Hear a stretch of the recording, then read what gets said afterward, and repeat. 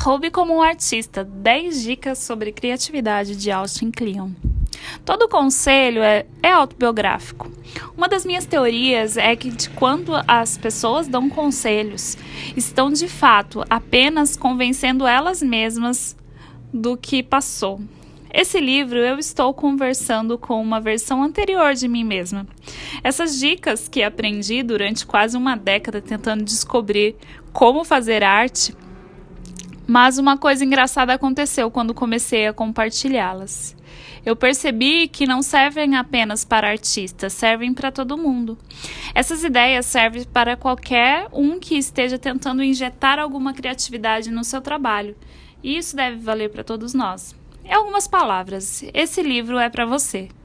Quem quer que seja, o que quer que você faça. Então, vamos começar.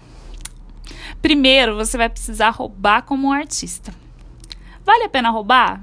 Sim ou não? Se sim, então siga para a próxima etapa. E se não, também siga para a próxima etapa. Como olhar para o mundo à maneira de um artista? Todo artista ouve a pergunta: de onde você tira suas ideias? Um artista honesto vai dizer: eu roubo. Como um artista olha para o mundo? Primeiro, você descobre o que vale a pena roubar e depois você segue para a próxima etapa. Isso é basicamente tudo. Quando você olha para o mundo dessa maneira, para de se preocupar com o que é bom e com o que é ruim. Há apenas coisas que não valem a pena ser roubadas e coisas que valem a pena serem roubadas. E tudo pode ser afanado. Se você não acha que alguma coisa merece ser roubada hoje, pode achar que vale a pena roubá-la amanhã, ou daqui a um mês, ou daqui a um ano. A única arte que estudarei é aquela que contém algo que possa roubar. David Brown.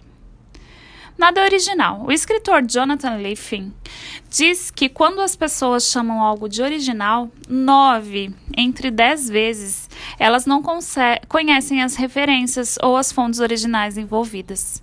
O que um bom artista entende é que nada vem do nada. Todo o trabalho criativo é construído sobre algo que veio antes. Então, sinto lhe dizer, mas nada é totalmente original. E tá lá na Bíblia.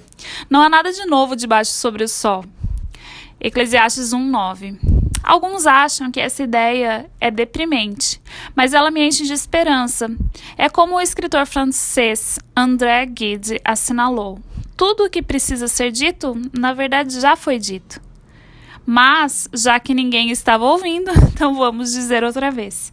Se estivéssemos livres do fardo de ser completamente originais, poderíamos parar de tentar construir algo do nada e abraçaríamos a influência ao invés de fugirmos dela. O que é originalidade? É um plágio não detectado. William Ralph Indy. A genealogia das ideias. Toda nova ideia é apenas um mashup ou um remix de uma ou mais ideias anteriores. Aqui está um truque que ensinam em escola de arte. Então, desenhe 2 linhas paralelas em um pedaço de papel. Quantas linhas estão aí? Há a primeira linha, a segunda linha, mas há também uma linha de não espaço que ocorre por entre as duas. Entende? Então, 1 mais 1 é igual a 3. Fica mais fácil de compreender. Na genética é pai, mãe, igual a você.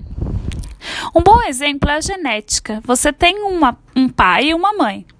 Você carrega as características de ambos, mas no seu somatório é maior que as partes deles. Então você é um remix da sua mãe com o seu pai e todos os seus ancestrais. Assim como você tem uma genealogia familiar, possui também uma genealogia de ideias. Você não pode escolher a sua família, mas pode selecionar seus professores e amigos, a música que você escuta, os livros que você lê, os filmes aos quais quer assistir.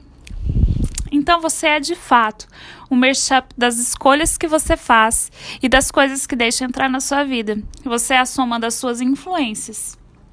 O escritor alemão Goethe escreveu: nós somos talhados e moldados por aquilo. Então você é de fato um mashup do que escolhe deixar entrar na sua vida, porque você é a soma das influências. escritor alemão Goethe escreveu: nós somos talhados e moldados por aquilo que amamos. Fomos crianças sem pais, então encontramos nossos pais nos discos, nas ruas e na história. Tivemos que pagar e escolher os ancestrais que inspirariam o mundo e construiriam para nós mesmos. Jay-Z. Lixo que entra é lixo que sai. Todo artista é um colecionador, não um acumulador. Há uma diferença. Acumuladores colecionam indiscriminadamente. Artistas colecionam seletivamente. Eles colecionam apenas coisas que realmente amam. Há uma teoria econômica circulando por aí que diz que se você pegar a renda dos seus 5 amigos mais íntimos e fizer uma média, o resultado será algo bem próximo à sua própria renda. Penso que a mesma coisa é verdadeira para as nossas ideias. Você será tão bom quanto as coisas com as quais você se cerca. Minha mãe costumava me dizer: lixo que entra é lixo que sai. Isso me deixava meio maluco, mas agora eu sei o que ela queria dizer. Seu trabalho é colecionar ideias. Quanto mais ideias boas você tiver coletado, mais fontes terá para poder escolher quais irão te influenciar.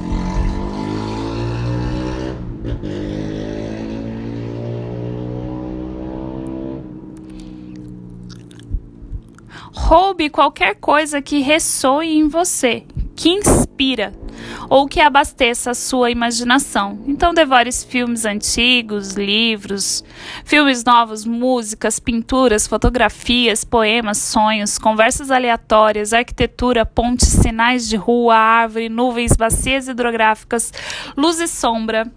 Para roubar, selecione apenas coisas que falem diretamente à sua alma. Se você assim fizer, seu trabalho e furto será mais autêntico. Jim Jarmusch. Suba nos galhos da sua própria árvore genealógica. Marshall Duchamp dizia: eu não acredito em arte, acredito em artistas. Esse é um método realmente muito bom de estudo. Se você tentar devorar a história da sua disciplina de uma vez só, você vai engasgar. Em vez disso, mastigue como um pensador, escritor, artista, ativista, alguém exemplar que você realmente ame. Estude tudo o que há para se conhecer sobre esse pensador. Em seguida, encontre 3 pessoas que esse pensador amou e descubra tudo sobre ela.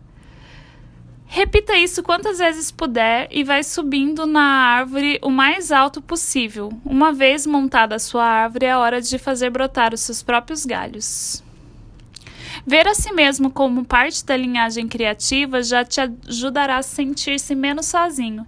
Enquanto você começa a desenvolver seu próprio trabalho, eu penduro fotos dos meus artistas favoritos no meu estúdio e são como fantasmas amigáveis. Quase posso senti-los me empurrando para frente quando estou debruçado sobre a minha mesa. A melhor coisa a respeito de mestres mortos ou distantes é que eles não podem recusá-los como aprendiz. Você pode aprender o que quiser com eles. Eles deixaram seus planos de aula e suas obras. Então, leia profundamente, mantenha sua mente aberta, continue devagar e jogue tudo no Google. Escolarize-se. Escola é uma coisa e educação é outra. As duas nem sempre se sobrepõem. Estando ou não na escola, é sempre sua tarefa melhorar a sua educação. E você tem que ser curioso com relação ao mundo que vive. Confira, investigue cada referência, vá mais fundo do que qualquer outro. E assim você irá em frente. Fosse ou não, a escola eu sempre estudava. RZA. Dê um Google em tudo mesmo. Dê um Google nos seus sonhos, nos seus problemas. Não faça uma pergunta antes de você dar um Google nela. Você vai encontrar a resposta logo de cara ou você vai acabar se esbarrando com uma pergunta melhor. Então leia sempre, vá à biblioteca, porque é uma magia ali estar rodeado de livros. Perca-se pelas estantes, leia bibliografias. O negócio não é o livro com o qual você começa, mas é o livro com o qual te levará. Então, colecione livros, mesmo que você não planeje lê-los no momento. O cineasta John Waters falou: nada é mais importante que uma biblioteca não lida. Então não se preocupe em fazer pesquisas, apenas busque. Guarde seus furtos para mais tarde. Carregue um caderno com uma caneta com você por onde quer que vá. Acostume a sacá-los e tomar nota de seus pensamentos e observações. Copie suas passagens favoritas dos livros, grave as conversas que você ouviu por aí, rabisque enquanto fala ao telefone, faça o que for necessário para garantir. Sempre tenha um papel com você. O artista David Hockney fez com que todos os bolsos internos de seus casacos fossem adaptados para que neles coubessem cadernos. O músico Arthur Russell gostava de usar camisas com 2 bolsos frontais para que pudesse preenchê-los com pedacinhos de partitura. Então mantenha um arquivo de furtos. É isso mesmo que parece, um arquivo para não perder de vista as coisas que você furtou dos outros. Pode ser digital ou analógico, não importa, contanto que funcione para você. Você pode ter um caderno de recortar e colar, ou pode tirar fotos das coisas com a câmera do seu celular. Viu algo que vale a pena roubar? Ponha no seu arquivo de furtos. Precisa de um pouco de inspiração? Abra o arquivo de furtos. Repórteres jornalísticos chamam isso de arquivo morto. Gosto mais desse nome. Seu arquivo morto é onde você mantém as coisas mortas que mais tarde irá reanimar no seu trabalho. É melhor pegar o que não lhe pertence do que deixar por aí esquecido. Mark Twain. 2. Não espere até saber quem você é para começar. Existe um abismo longo entre o que somos e entre o que queremos ser, e é isso que a gente vai descobrir nesse capítulo aqui agora. Conheça a ti mesmo. Se estivesse esperando para saber quem eu era ou o que eu queria fazer antes de começar a ser criativo, bem, eu ainda estaria sentado, tentando me entender ao invés de estar fazendo o que quer que seja. Pela minha experiência, é no ato de criar que o nosso trabalho, de fazer o nosso trabalho mesmo, é que a gente descobre quem a gente é. Se você está pronto, começa a fazer. Se não está, começa do mesmo jeito. Você pode estar com medo de começar, isso é realmente natural. Existe essa ameaça real para todo mundo que é bem educado, chama-se síndrome do impostor. A definição clínica é quase um fenômeno psicológico, no qual as pessoas ficam incapazes de internalizar suas realizações. Isso quer dizer que você se sente um embuste. É como se você estivesse apenas improvisando e não tivesse ideia alguma do que você está fazendo agora. Adivinha só.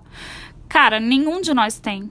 Então pergunte a qualquer um que esteja fazendo um trabalho verdadeiramente criativo e se ele for sincero, ele vai dizer que não sabe de onde as coisas interessantes vêm. Ele apenas está lá fazendo o trabalho dele todo dia e as coisas estão acontecendo. Então, finja até conseguir. Já ouviu falar de dramaturgia? É um termo pomposo para algo que William Shakespeare descreveu detalhadamente em sua peça Como Gostais, por volta de 400 anos atrás.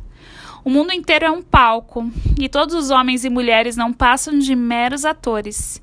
Eles entram e saem de cena, e cada um a seu tempo representa diversos papéis. Outra maneira de dizer isso finge até conseguir. Eu adoro essa frase. E há 2 maneiras de lê-la, tá? Finja ser algo que você não é, até finja ser bem-sucedido, até todos olharem para você de maneira com que você quer. Ou finja fazer algo até realmente estar fazendo algo. Eu adoro as 2 leituras, confesso. Você precisa se sentir de acordo com o trabalho que você quer e não de acordo com o trabalho que você tem. E precisa começar a fazer o trabalho que você quer agora. Também adoro o livro Só Garotos, da cantora e poeta Patti Smith. É uma história sobre como 2 amigos queriam ser artistas e se mudaram para Nova York. Sabe como aprenderam a ser artistas?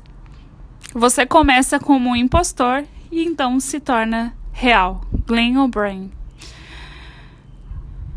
Eles fingiam ser artistas, Na minha cena favorita, da qual o livro extrai o seu título, Patti Smith e seu amigo, o fotógrafo Robert Mapplethorpe, vestem seus figurinos de ciganos boêmios e vão para o Washington Square Park, onde todo mundo está.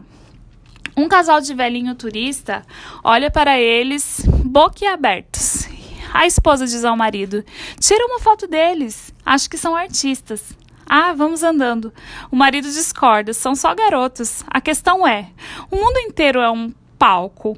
O trabalho criativo é um tipo de teatro. Seu palco é seu estúdio, sua mesa ou sua estação de trabalho.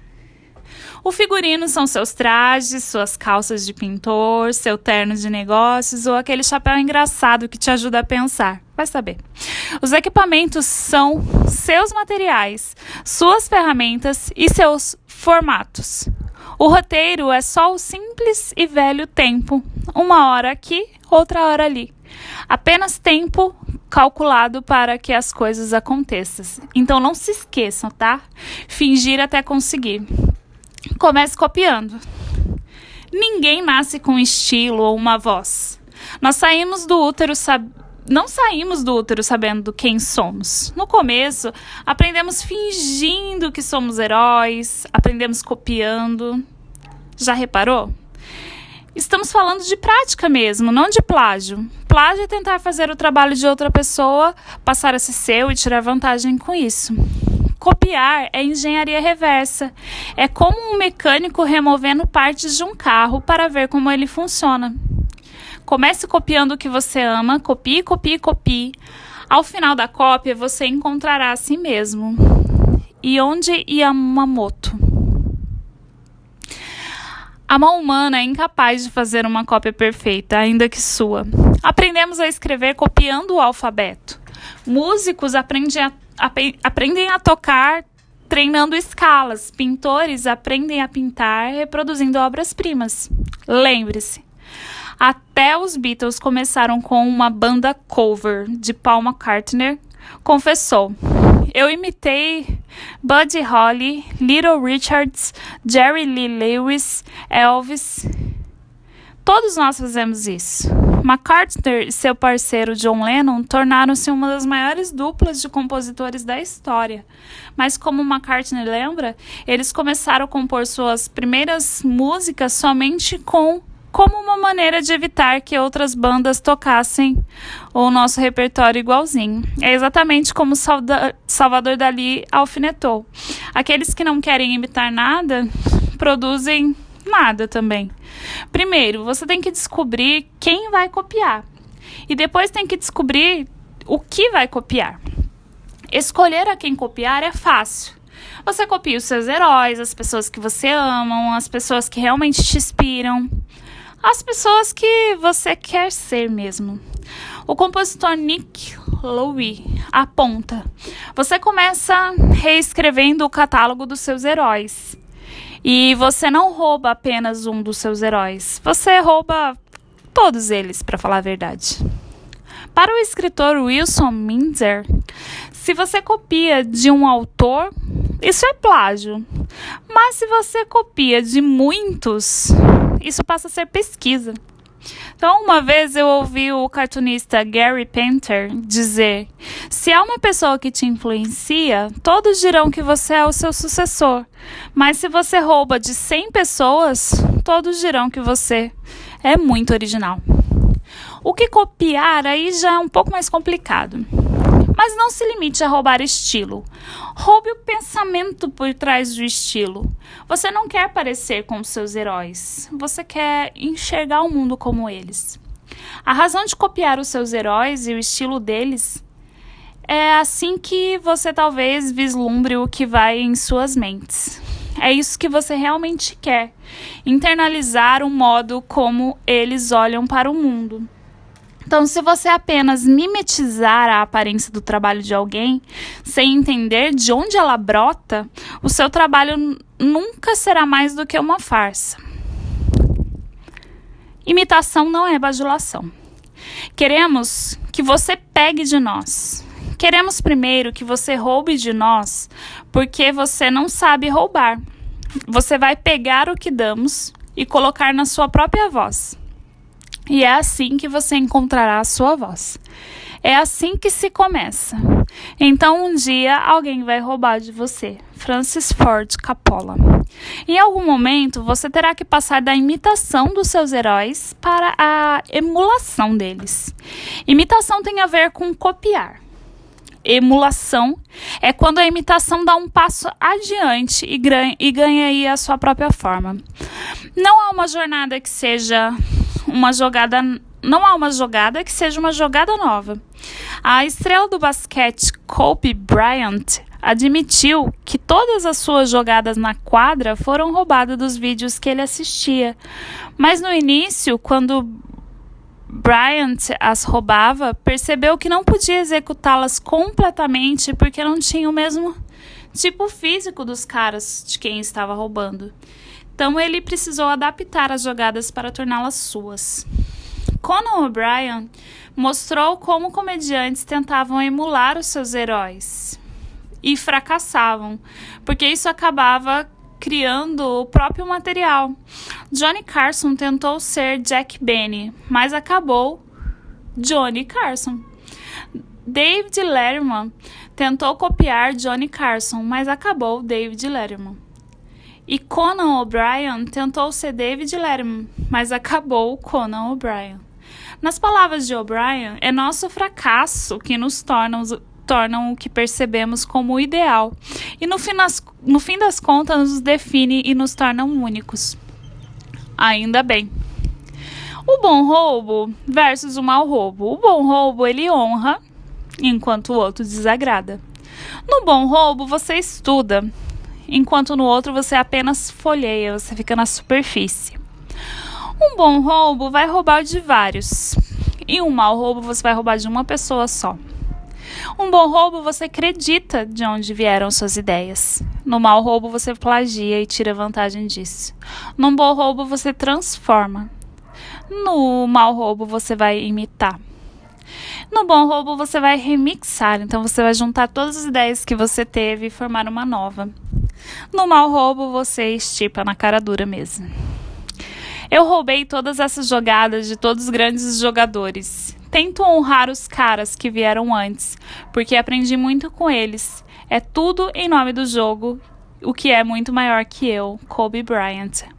Uma falha maravilhosa que há nos seres humanos é o fato de sermos incapazes de fazer uma cópia perfeita. E em nossa falha, em copiarmos nossos heróis, que descobrimos onde está o nosso herói. É assim que evoluímos. Portanto, copie os seus heróis. Perceba onde você fica aquém. O que existe aí que torna a sua cópia diferente? Isso é o que você deveria ampliar e transformar no seu próprio trabalho. Então, no fim de todas as contas, a mera imitação dos seus heróis acaba não sendo uma homenagem. Transformar o trabalho deles em algo seu, sim, é uma forma genuína de homenageá-los, dando algo ao mundo que só você poderia conceber. Capítulo 3. Escreva o livro que você quer ler. Escreva sobre o que você gosta. O filme Parque dos Dinossauros foi lançado quando eu tinha uns 10 anos, mais ou menos. Adorei. Assim que saí do cinema, fiquei louco por uma continuação. Então, no dia seguinte, eu sentei e redigi uma continuação no meu velho PC.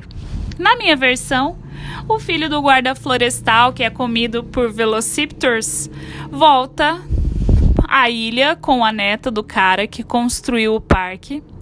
Um deles quer destruir o que restou do parque, o outro quer salvar. Claro, eles se apaixonam e se metem em aventuras.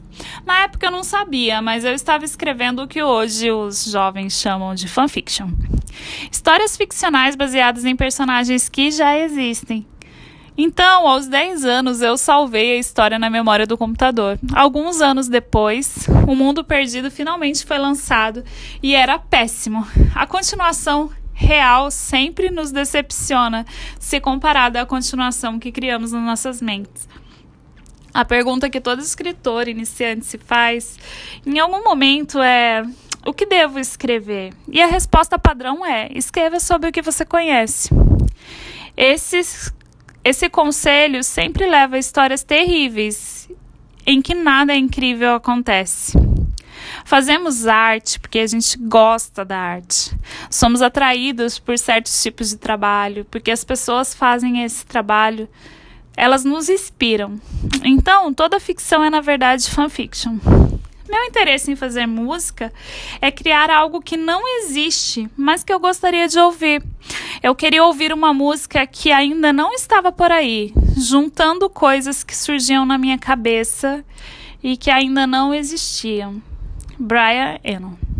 O melhor conselho que eu tenho a dar não é o que você escreva sobre o que você conhece. É que você escreva sobre o que você gosta. Então, escreva o tipo de histórias que você mais gosta. Escreva a história que você quer ler. O mesmo princípio se aplica à sua vida e carreira. Sempre que estiver perdido sobre o que fazer em seguida, pergunte-se: o que faria disso uma história melhor? Bradford Cox, membro da banda Deer Hunter, conta que, quando era criança, não havia internet e por isso precisava esperar até o dia do lançamento oficial do novo álbum de sua banda favorita. Ele tinha uma brincadeira. Sentava e gravava uma versão pirata de como gostaria que soasse o álbum novo. Depois, quando o álbum era lançado, comparava as músicas com o que havia composto com aquelas do álbum verdadeiro. E veja só, muitas dessas músicas acabaram se tornando canções de sua banda. Quando amamos uma obra, ficamos desesperados por mais, suspiramos por continuações. Por que não direcionar esse desejo para algo produtivo? Então, pensa na sua obra favorita, nos seus heróis. O que eles esqueceram de fazer?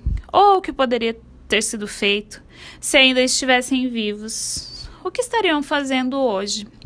Se todos os seus criadores favoritos se reunissem e fizessem um trabalho em colaboração, o que eles fariam com você na liderança da equipe? Interessante. Vá fazer isso. O manifesto é esse. Desenhe a arte que você quer ver, comece o negócio que você quer gerir, toque a música que você quer ouvir, escreva os livros que você quer ler, crie os produtos que você quer usar, faça o trabalho que você quer ver pronto. Use as mãos. Não sabemos de onde as nossas ideias vêm. O que sabemos é que elas não vêm dos nossos laptops. John Cleese. Saia da frente da tela. Minha cartunista favorita, Linda Berry, tem esse ditado: em nossa área digital, não esqueça de usar suas digitais. Suas mãos são dispositivos digitais originais, então use-as, por favor. Mesmo amando o meu computador, eu acho que os computadores roubam o sentimento de que estamos verdadeiramente fazendo, entende? Ao invés disso, parece que estamos apenas batendo teclas e clicando em botões de mouse. É por isso que o trabalho gerado pelo conhecimento parece tão abstrato. O artista Stanley Donwood, que fez a arte gráfica de todos os álbuns da banda Radiohead desde 1995, diz que os computadores são alienantes, porque colocam uma placa de vidro entre você e qualquer coisa que esteja acontecendo. Você nunca vai poder tocar de verdade no que quer que você faça, a não ser que imprima, diz Donwood. Observe pessoas usando o computador. Elas ficam tão paradas, tão imóveis. Não é preciso um estudo científico, e olha que há vários deles, para dizer que sentar em frente a um computador o dia inteiro está matando você e matando o seu trabalho. A gente precisa se mover para sentir que a gente está fazendo algo com os nossos corpos e não só com as nossas cabeças. Trabalho que vem só da mente não é nada bom. Observe um grande músico numa apresentação. Observe um grande líder numa palestra. Você entenderá o que quero dizer. É preciso encontrar uma maneira de fazer com que o nosso corpo seja parte do nosso trabalho. Nossos nervos não são uma rua de mão única. Nossos corpos podem dizer ao nosso cérebro tanto quanto nossos cérebros podem dizer aos nossos corpos. Sabe aquela frase, pôr o corpo para trabalhar? Isso é o que há de tão legal na criação. Se simplesmente começamos a nos movimentar, se arranhamos um violão, ou embaralhamos anotações e recados numa mesa de reunião, ou começamos a modelar o barro, a ação dispara o nosso cérebro e o leva a pensar. E a arte que vem só da mente não é nada boa. Eu tenho olhado tempo demais para os retângulos planos e brilhantes das telas dos computadores. Torço para que nos deem mais tempo para fazer coisas no mundo real. Plantar uma planta, passear com os cães, ler um livro de verdade, ir à ópera. Edward Tufte. Quando eu participava de workshops de escrita criativa na faculdade, tudo o que fazíamos tinha que estar em espaçamento duplo, em font Times New Roman, e o que eu produzia era simplesmente horrível. Escrever deixou de ser divertido para mim. O poeta Kay Ryan constata: antigamente, antes das disciplinas de escrita criativa, um workshop era um lugar geralmente num porão, onde se serrava, martelava, perfurava, esboçava alguma coisa. O escritor Brian Kitley gosta de manter seus workshops leais ao conteúdo original da palavra. Um cômodo iluminado, arejado, cheio de ferramentas e materiais brutos, onde a maioria do trabalho é feito usando as mãos. Foi só quando comecei a trazer ferramentas analógicas de volta ao meu processo criativo que fazer coisas tornou-se divertido de novo. Meu trabalho começou a melhorar. Para o meu primeiro livro, Newspaper Blackout, tentei fazer com que o processo empregasse minhas mãos o máximo possível. Cada poema daquele livro foi feito com um artigo de jornal e uma caneta marca-texto. O processo envolvia a maioria dos meus sentidos, a sensação do jornal impresso nas minhas mãos, a visão das palavras desaparecendo debaixo dos meus traçados, o leve chiado das pontas de feltro da caneta, o odor dos vapores da caneta.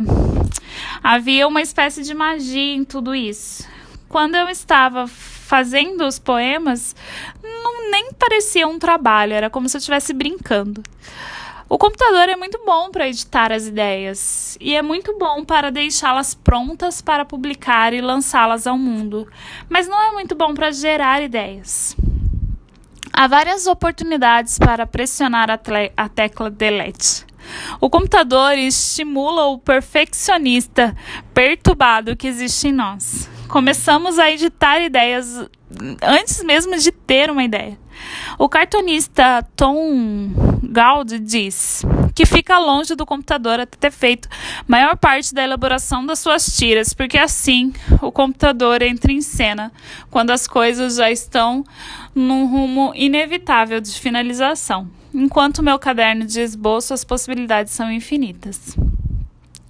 Quando chegou a hora de organizar um newspaper blackout, eu escaneei todos os poemas e os imprimi pequenos, cada um do seu tamanho, de um quarto de uma folha de papel. Então eu espalhei pelo meu escritório, rearranjei as pilhas e depois em um monte, cuja ordem copiei de volta para o computador. Foi assim que o livro foi feito. Primeiro mãos, depois computador, depois mãos, depois computador. Um tipo laptop analógico digital. É dessa maneira que eu tento fazer o meu trabalho agora. Eu tenho 2 mesas no meu escritório. Uma eu chamo de analógica e a outra digital. A mesa analógica não tem nada além de marca-textos, canetas, lápis, papel, cartão, jornal. Nada eletrônico é permitido ali naquela partezinha do meu escritório. E grande parte do meu trabalho nasce ali, na mesa que fica coalhada de rastros físicos, de pedaços de papel, resíduos do meu processo no geral. Diferente de um disco rígido, o papel não falha, né? A mesa digital tem o meu laptop, meu monitor, meu scanner, meu tablet de desenho e é ali que eu edito e publico os meus trabalhos. Experimente, se você tem um espaço necessário, arrume 2 estações de trabalho, uma analógica e outra digital. E mantenha fora da sua estação analógica qualquer coisa eletrônica. Pegue um trocado e vá até a seção de material escolar da loja mais próxima. Leve papel, canetas, bloquinhos adesivos. E quando você voltar à sua estação analógica, finge que é hora do ofício. Rabisque no papel, corte, cole os pedaços de volta, fique de pé enquanto trabalha, com taxinhas, prenda as coisas nas paredes, procure por padrões, espalhe coisas pelo seu espaço, se embrenhe nelas fazendo uma seleção. Assim que começa a ter as suas ideias, então você poderá se mudar para a sua estação digital e usar o computador para ajudá-lo a executar e publicar. Quando começar a perder o pique, volta para a estação analógica e apenas brinque. Capítulo 5. Os projetos paralelos e hobbies são importantes. O trabalho que você faz enquanto fica enrolando é provavelmente o trabalho que deveria estar fazendo para o resto da sua vida. Jessica Rich. Pratique a procrastinação produtiva. Uma coisa que aprendi em minha breve carreira são que os projetos paralelos são os que realmente decolam. Projetos paralelos são as coisas que você pensou que eram apenas distrações, coisas que são só brincadeiras. Essas, na verdade, são as coisas boas, e é aí que tudo acontece. Acho que é bom ter vários projetos caminhando ao mesmo tempo, para que você possa saltar entre eles. Quando enjoar de um projeto, pule para o outro. Quando estiver enjoado do outro, pule para o projeto anterior. Pratique a procrastinação produtiva. Espie pelas janelas, vague pelas ruas, vá lá fora e coma um sanduíche. Reserve tempo para ficar entediado.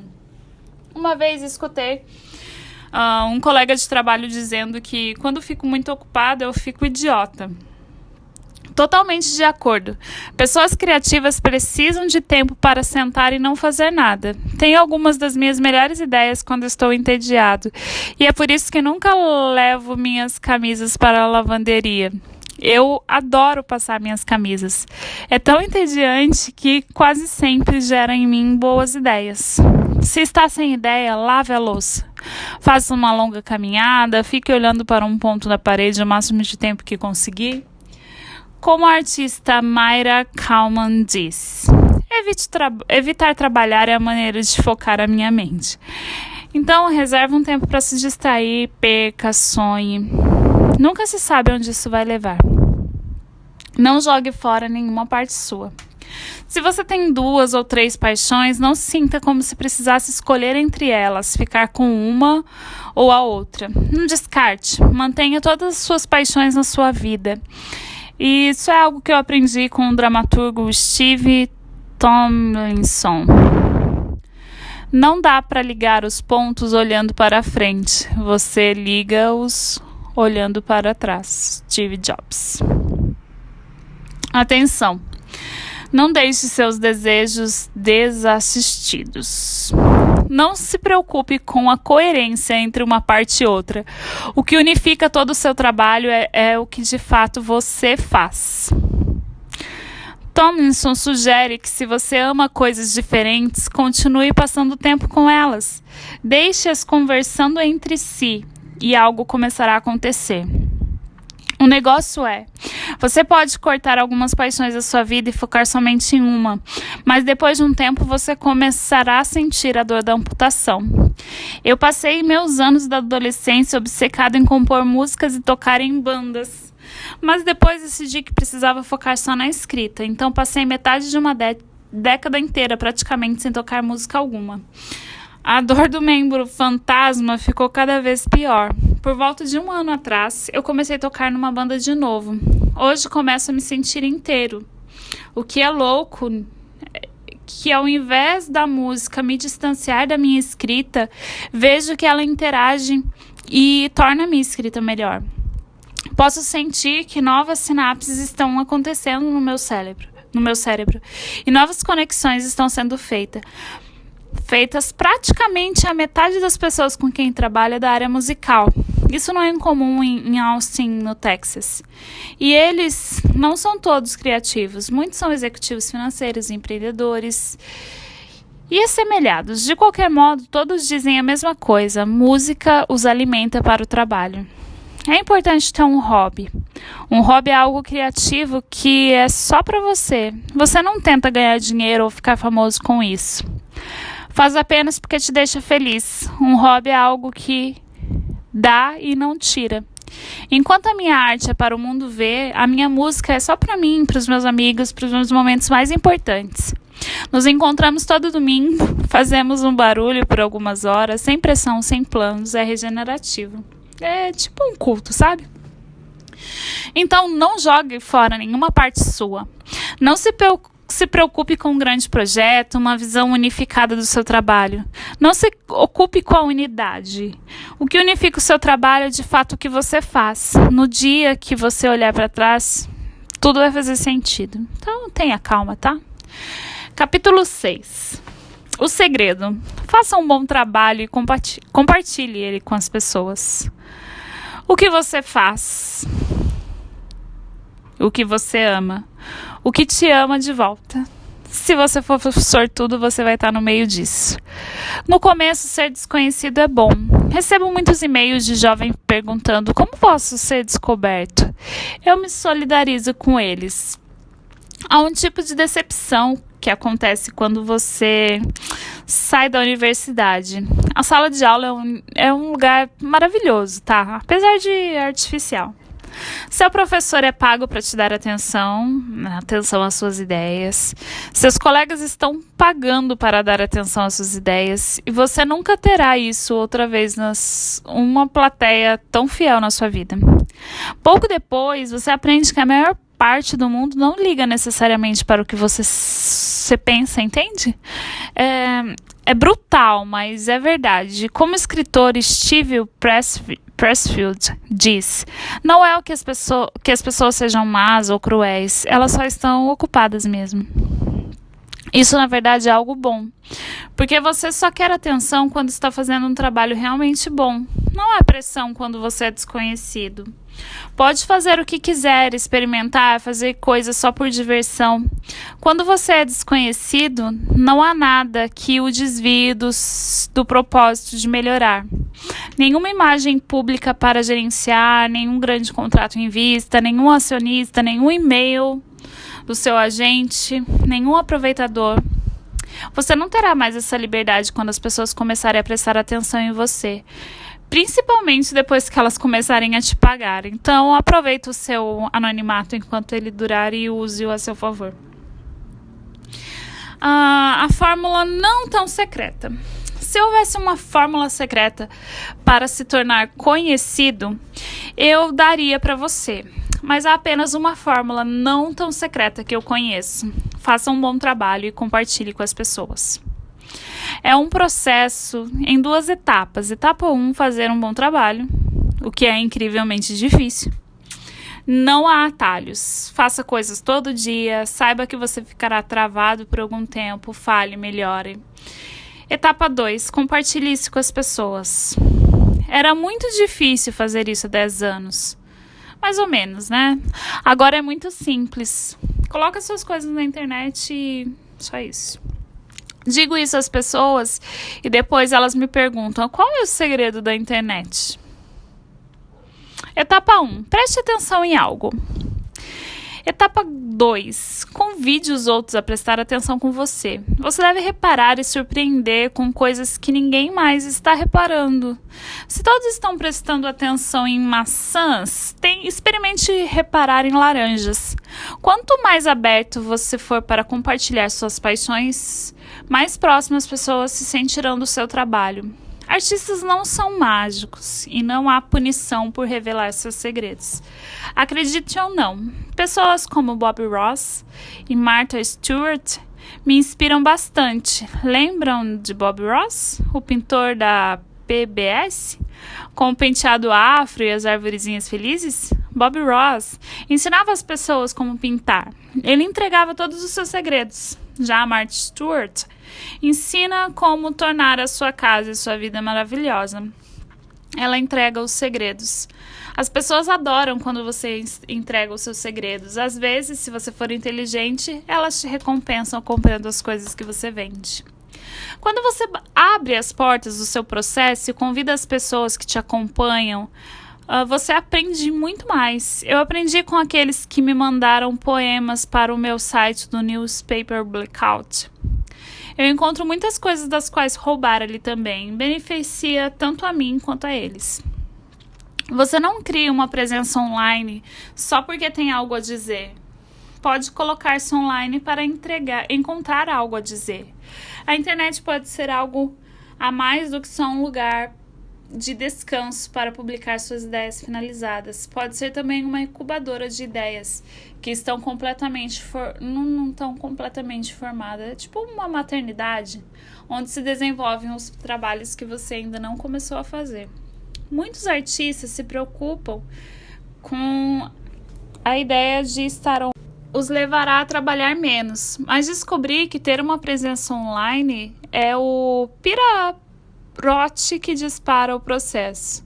A maior parte dos sites e blogs são formatados para mostrar os posts em ordem cronologicamente reversa. O último post é o primeiro a ser visto pelos visitantes. Então, você é só tão bom quanto o seu último post. Isso mantém o acesso. Pensando no que postar em seguida. Ter um recipiente pode nos inspirar a preenchê-lo. Sempre que me perco ao longo dos anos, olho para o site e me pergunto: como é que eu posso preenchê-lo? Compartilhe seus pontos, mas não os conecte. Aprenda a mexer com códigos, entenda como fazer um site, entenda como blogar, entenda o Twitter, as mídias sociais e todas as coisas. Encontre pessoas na internet que amem a mesma coisa que você e conecte-se com elas. Compartilhe coisas com elas. Você não tem que compartilhar tudo. Na verdade, às vezes é melhor não, tá? Mostre apenas um pouco do que você está fazendo. Compartilhe um esboço, um rabisco, um fragmento. Compartilhe um vislumbre do seu processo. Pense sobre o que você tem a compartilhar que seria de valor para as pessoas. Compartilhe uma dica conveniente que você aprendeu trabalhando, um link para um artigo interessante. Mencione um bom livro que esteja lendo. Se você está preocupado em não entregar seus segredos, pode compartilhar seus pontos, sem fazer conexões entre eles. É o seu dedo que aperta o botão para a publicação, então você vai ter sempre o controle sobre o que compartilha e o quanto você vai revelar disso tudo também. Não se preocupe com as pessoas roubando as suas ideias. Se elas são tão boas, você tem que empurrá-las goela abaixo. Howard Heiken. A geografia não manda mais em nós. Construa o seu próprio mundo. Eu cresci no meio de um milharal no sul de Ohio. Quando era criança, tudo que eu queria era estar num lugar onde as coisas estivessem acontecendo. Agora vivo em Austin, no Texas, um lugar badalado, de vários artistas e tipos criativos por toda a parte. E sabe o que mais? Eu diria que 90% dos meus mentores e colegas não vivem em Austin. Eles vivem por aí, e eu os conheço através da internet. O que é o mesmo dizer que muitos dos meus pensamentos e das conversas, relações ligadas à arte se desenvolvem online. Ao invés da minha cena artística geográfica, tenho companheiros de Twitter, de Google Reader. Você não precisa morar em qualquer outro lugar além de onde você está para começar a se conectar com o mundo que deseja entrar. Se você se sente estagnado em algum lugar e for jovem demais ou velho demais, ou sem grana, ou de alguma maneira está preso a um lugar, use o seu coração. Há alguma comunidade de pessoas lá fora com a qual você pode se conectar. Enquanto isso, você não está envolvido. Se você não estiver envolvido com o mundo que você vive, pode construir o seu próprio mundo. E agora seria um bom momento para colocar os seus fones de ouvido e deixar no gatilho com a música In My Room dos Beach Boys. Certifique-se de livros e objetos que você ama, pregue coisas nas paredes e crie o seu próprio mundo. Franz Kafka escreveu: não é necessário sair de casa. Sente-se na sua mesa e ouça. Ou nem mesmo ouça, apenas espere. Não espere e fique quieto e a sós. O mundo inteiro irá oferecer-se a você. E Kafka nasceu um século antes da internet, para vocês verem. Desfrute do confinamento. Tudo o que você precisa é de um pouco de espaço e um pouco de tempo. Alguma solidão autoimposta e confinamento temporário. Se a situação atual não permite isso, às vezes é possível encontrar solidão e confinamento do lado de fora. Quando eu era criança, minha mãe costumava me arrastar ao shopping. Antes de começar a fazer as suas compras, ela me levava para a livraria e comprava qualquer livro que eu quisesse. Ao entrarmos nas lojas, eu sentava numa cadeira e lia o meu livro, enquanto ela fazia as compras delas. E foi assim por longos anos. Então eu li vários livros. Agora tenho um carro e um telefone e um celular. Estou sempre conectado, nunca sozinho ou confinado. Por isso pego o ônibus para ir e voltar do trabalho. Mesmo que leve 20 minutos a mais do que se eu fosse de carro, vou a um barbeiro que atende por hora de chegada sem Wi-Fi, que tem uma fila de espera de algumas horas. Mantendo o meu laptop fechado no aeroporto, passo um tempo na biblioteca. Sempre carrego um livro, uma caneta, um caderno de anotações. E sempre desfruto da minha solidão e do confinamento temporário. Saia de casa. Distância e diferença são o tônico secreto da criatividade. Quando chegamos em casa, a casa continua a mesma, mas algo em nossa mente mudou, e isso altera tudo. Dizer que geografia não manda mais em nós não é dizer que o lugar não é importante. O lugar onde escolhemos viver ainda tem um impacto imenso no trabalho que a gente faz. Em algum momento, quando você puder, saia de casa. Sempre que voltar, mas tente sair pelo menos uma vez a cada semana. O seu cérebro fica confortável demais no cotidiano que o cerca. Você precisa deixá-lo desconfortável. Precisa passar algum tempo em outra terra, entre pessoas que fazem coisas de maneira diferente da sua. Viajar faz o mundo parecer novo. Quando o mundo parece novo, nosso cérebro trabalha com mais empenho. O período que eu tive sorte bastante para viver na Itália e na Inglaterra, entre os meus 19 e 20 anos, certamente mudou a minha vida. Mas vale lembrar que uma cultura estrangeira não necessariamente está do outro lado do oceano ou em outro país. Para a maioria das pessoas que cresceu onde eu cresci, no Texas, pode parecer Marte. O Texas pode parecer Marte. Estou vivendo aqui há algum tempo e às vezes ainda me parece Marte. Se temos noção que precisamos sair de casa, para onde devemos ir? Onde devemos escolher viver? Há vários fatores diferentes para se considerar e todos eles dependem do seu gosto. Pessoalmente, eu penso que climas ruins levam uma arte melhor. Você não quer sair, por isso fica em casa e trabalha. Quando eu vivia em Cleveland, terminava boa parte do meu trabalho nos meses brutais de inverno. Aqui no Texas, eu finalizo meus trabalhos nos perversos verões quentes. O inverno de Cleveland e o verão do Texas duram mais ou menos o mesmo tempo, metade do ano. Viver cercado de pessoas interessantes ajuda, e não é necessário que sejam pessoas que fazem o que você faz. Sinto-me um pouco incestuoso quando saio com os amigos escritores e artistas, então aprecio os vários cineastas, músicos e geeks tecnológicos que vivem em Austin. E comida. A comida deve ser boa, tá? Você tem que achar um lugar que o alimente. Criativa, social, espiritualmente e literalmente. Mesmo que você monte uma nova casa, terá que deixá-la de vez em quando. E em algum momento, você precisa seguir adiante. A boa notícia é que atualmente, muitos dos meus amigos estão sempre lá onde você os deixou na internet. 8. Seja legal. O mundo é uma cidade pequena.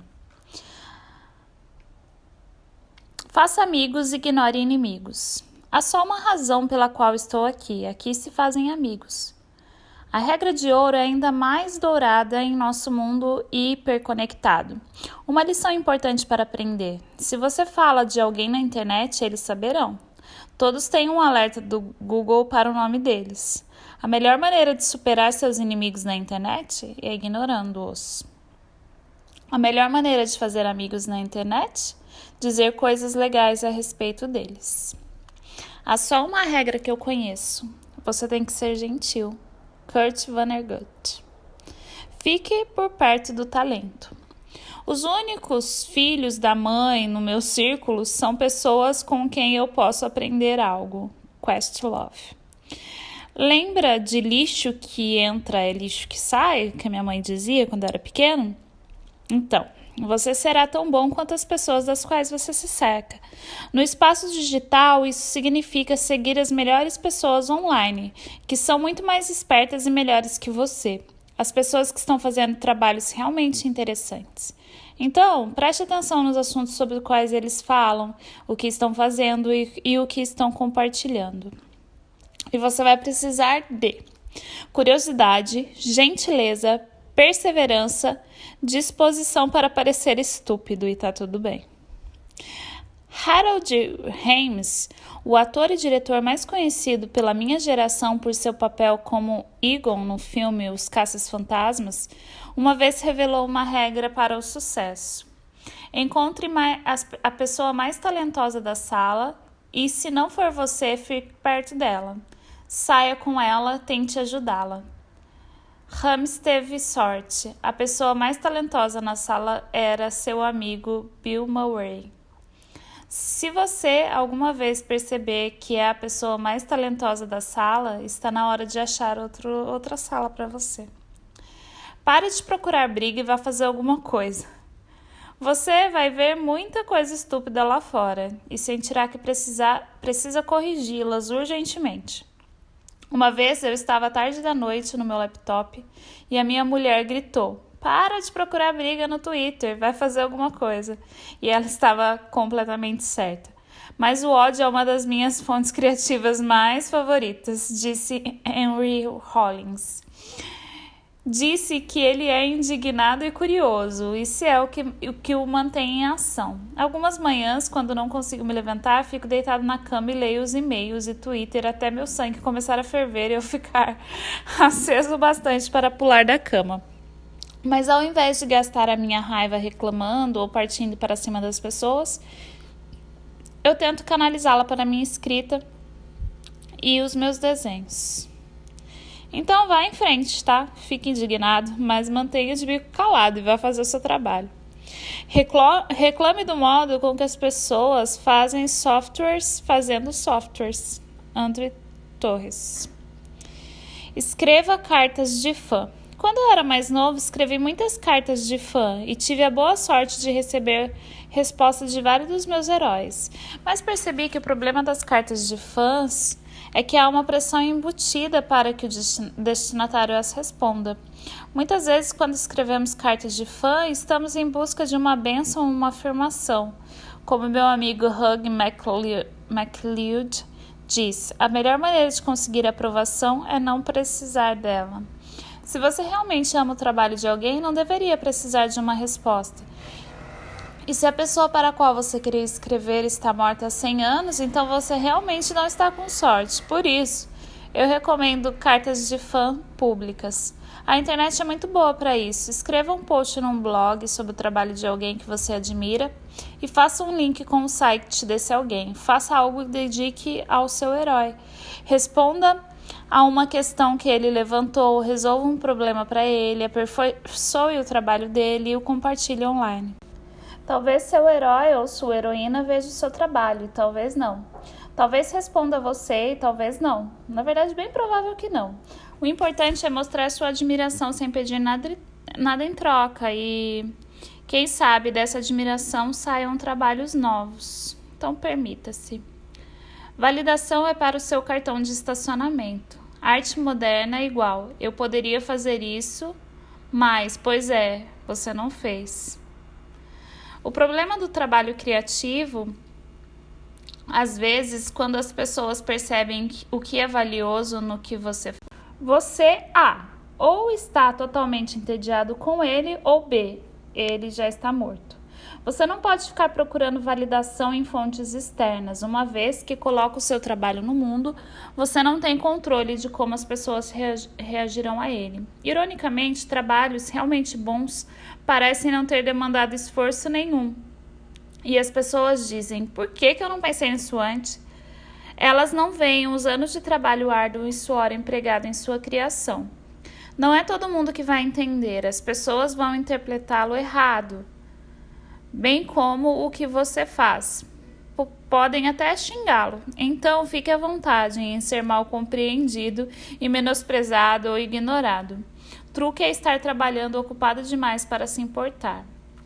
Mantenha um arquivo de aplausos. A vida é um negócio solitário, geralmente repleta de desencorajamento e rejeição. Sim, validação é para o seu cartão de estacionamento, mas mesmo assim é um impulso tremendo quando dizem algo legal sobre o nosso trabalho. Ocasionalmente tenho a graça de ver algo decolar online e por uma semana ou duas nado entre tweets e e-mails simpáticos de pessoas descobrindo o meu trabalho. É uma maravilha e desorientador e uma grande onda. Mas sempre sei que essa onda vai perder a força e em algumas semanas adiante eu terei um dia negro em que desejarei parar, me questionando por que diabos ligo para tudo isso. É por isso que eu coloco todo e-mail legal que recebo em uma pasta especial. E-mails mal criados são deletados imediatamente. Quando aqueles dias negros chegam e eu preciso de uma força, eu abro a pasta especial e leio alguns e-mails. Então volto a trabalhar. Experimente. Ao invés de manter um arquivo de rejeições, mantenha um arquivo de aplausos. Use-os moderadamente, tá? Não se perca nas glórias passadas, mas deixe-o por perto para quando precisar levantar o seu astral. 9. Seja chato. É a única maneira de terminar um trabalho. Seja consistente e metódico na sua vida para que possa ser violento e original no seu trabalho. Se cuide. Sou um cara sem graça, com um emprego de 9 a 5, vivendo numa vizinhança tranquila com minha mulher e meu cachorro. Aquela imagem romântica de gênio criativo tomando drogas, vadiando e dormindo com todo mundo tá desgastada. É para super-homens e pessoas que querem morrer cedo. O negócio precisa de muita energia para ser criativo. Você não vai ter essa energia se gastar com outras coisas. É melhor admitir que você estará vivo por um tempo. É por essa razão que Patti Smith diz a jovens artistas para irem ao dentista. Tome café da manhã, faça flexões, faça longas caminhadas e durma bastante. Neil Young cantava: é melhor se queimar do que apagar aos poucos. Digo que é melhor queimar devagar e ver os seus netos. Fique longe de dívidas. A maioria das pessoas que conheço odeia pensar em dinheiro. Faça um favor a você mesmo. Aprenda a lidar com o dinheiro mais cedo que puder. Meu avô costumava dizer ao meu pai: filho, o negócio não é o dinheiro que você faz, é o dinheiro que você guarda. Organize um orçamento, viva dentro das suas possibilidades. Leve uma quentinha para o almoço, guarde umas moedinhas, poupe o máximo que puder. Tenha a formação e educação que precisa pelo preço mais baixo que achar. A arte de poupar dinheiro vem de dizer não à cultura do consumo. Diga não a apostas, a cafezinhos caros, aquele novo computador bacana, quando o seu antigo ainda funciona bem. Mantenha o seu emprego fixo. A verdade é que mesmo se você tiver sorte bastante para sustentar-se com o que realmente ama, levará algum tempo para você chegar a esse ponto. Até lá você precisa de um emprego durante o dia. Um emprego que te dá dinheiro, uma conexão com o mundo e uma rotina. Ficar livre do estresse financeiro também significa liberdade para a sua arte. Como o fotógrafo Bill Cunningham diz: se não há dinheiro envolvido, eles não podem te dizer o que fazer. O emprego faz você encontrar outros seres humanos, aprender com eles, roubar deles.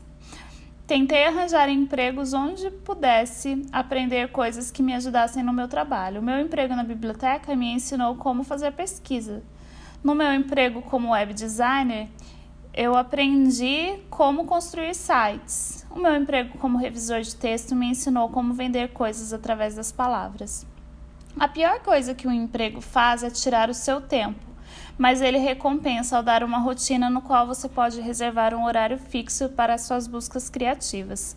Estabelecer e manter uma rotina pode ser mais ainda importante do que ter muito tempo. A inércia é a morte da criatividade, você tem que manter o ritmo. Quando sair do ritmo, começar a temer o trabalho, porque sabe que ficará uma droga por algum tempo, ficará assim até você voltar ao pique. A solução é muito simples. Veja que horário você pode arranjar, qual tempo pode roubar e fique atento à sua rotina. Faça o trabalho todo dia, não importa o que aconteça. Nada de feriados, nada de dias de cama. Não pare. Provavelmente, o que você irá descobrir é que o corolário da lei de Parkinson frequentemente é verdade. O trabalho é concluído no tempo disponível. Ninguém está dizendo que será divertido. Muitas vezes você sentirá que vive uma vida dupla. O poeta Philip Larkin disse que a melhor coisa a fazer é tentar ser completamente esquizoide, usando cada personalidade como um refúgio da outra. O truque é encontrar um emprego fixo que pague decentemente, não o faça querer vomitar e deixe com energia suficiente para fazer coisas no tempo livre. Bons empregos fixos não são necessariamente fáceis de encontrar, mas estão por aí. Arranje um calendário para você. Reunir uma obra consistente ou construir uma carreira tem muito a ver com a lenta acumulação de pequenas partículas de esforço através do tempo. Escrever uma página por dia não parece muito, mas faça isso por 365 dias e você terá o bastante para preencher um romance.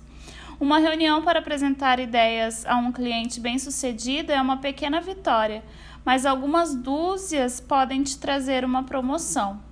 Um calendário ajuda a planejar o trabalho, dá objetivos concretos e o mantém consciente do percurso. O comediante Jerry Seinfeld tem um método de calendário que ajuda a se manter em criação diária de piadas. Ele sugere que você arranje um calendário que mostre o ano todo.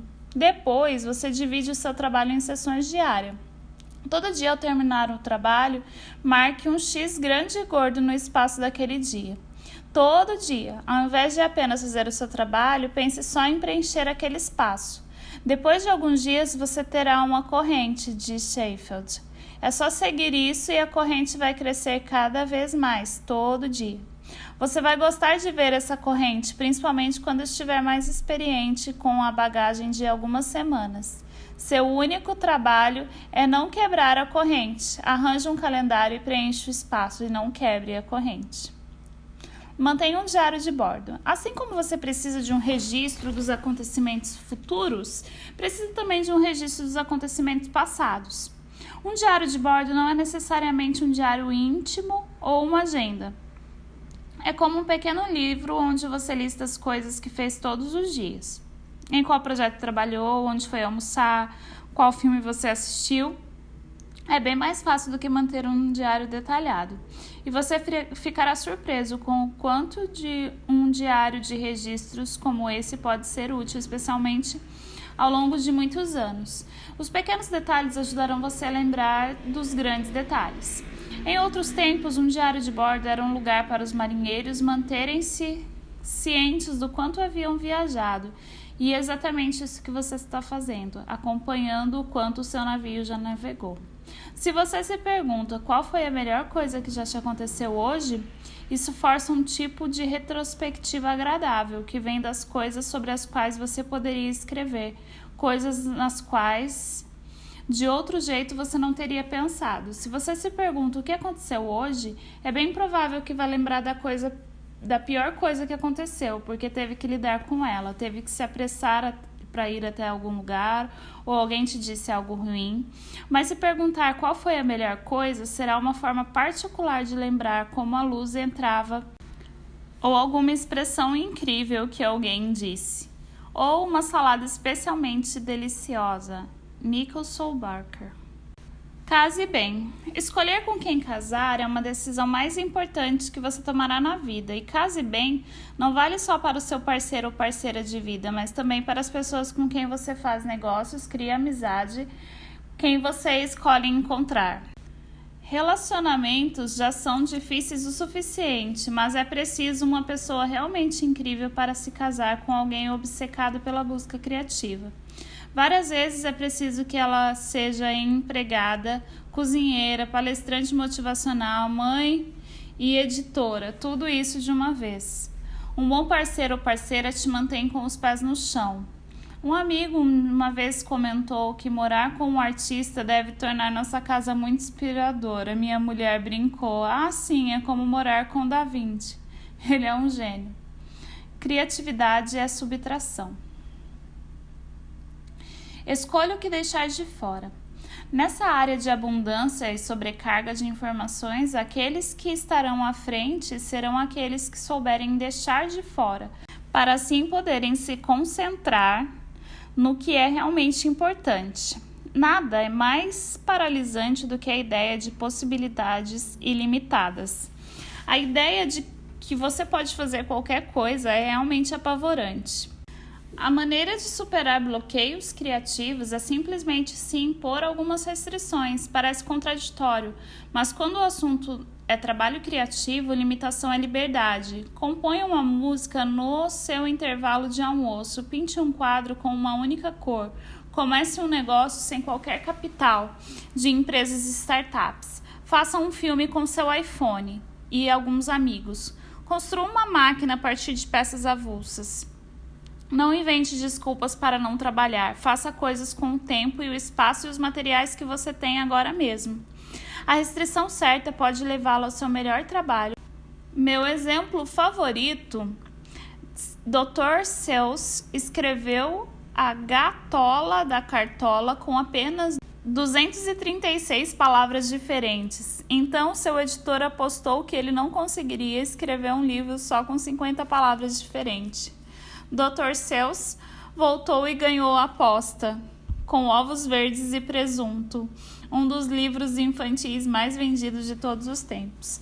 Dizer a si mesmo que tem todo o tempo do mundo, todo o dinheiro do mundo, todas as cores na paleta, qualquer coisa que quiser, isso só já mata a criatividade. Jack White. O artista Saul Steinberg dizia: reagimos numa obra de arte à luta do artista contra as próprias limitações. Frequentemente, é o que o artista escolhe deixar de fora que torna a arte tão interessante. O que é mostrado versus o que não é mostrado é o mesmo para pessoas. O que torna interessante não é só o que experimentamos, mas também o que não experimentamos. O mesmo vale para quando você faz o seu trabalho. Precisa aceitar suas limitações e seguir adiante. No fim das contas, criatividade não é apenas o que escolhemos usar, são as coisas que escolhemos deixar de fora. Escolha com sabedoria e divirta-se. E agora?